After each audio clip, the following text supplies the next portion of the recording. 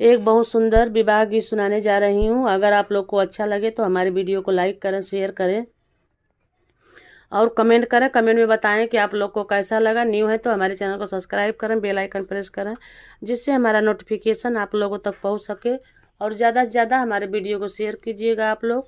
तो चलिए मैं सुनाती हूँ एक विवाह गीत। ज़रूर बताइएगा आप लोग कि आप लोग को कैसा लगा। नदिया किनारे एक रुखवा बिरुखवा, एक महुलिया एक आम। नदिया किनारे एक रुखवा बिरुखवा, एक महुली एक आम। सेही तरह खेलेल राम से लक्ष्मण, लगी गई मधुर पियास। तेही तारा खेलेल राम से लक्ष्मण, लागी गई मधुर पियास। ऐसा केहू होता यही नागर के भीतर, बूंद एक पानी देत पिया। यस केहू होता यही नागर के भीतर, बूंद एक पानी देत पिया। इतनी बचन सुनी बेटी शीतला दे, उठली लांग झरा।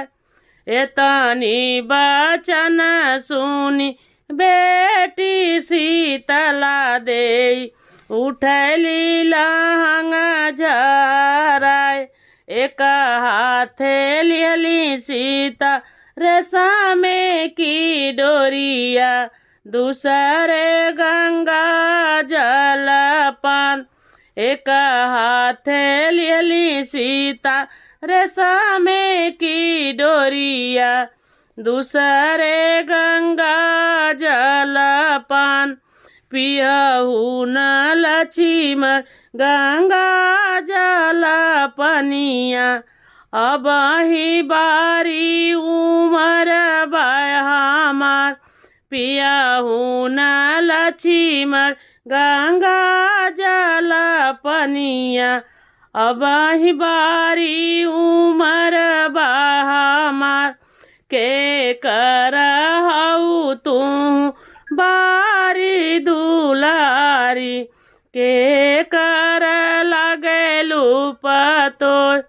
के करी हऊ तू बारी दुलारी, के कर लगेलू पतो।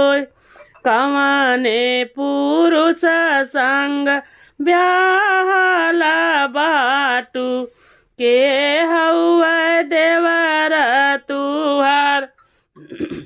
कवने पुरुष संग ब्याहल बाटू, के हउआ पुरुष तोहार।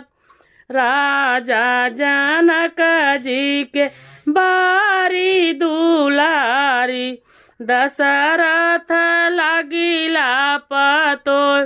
राजा जनक जी के बारी दुलारी, दशरथ लागिला पतो। राम पुरुष संग ब्याहल बाटी, लक्ष्मण देवरू हमार।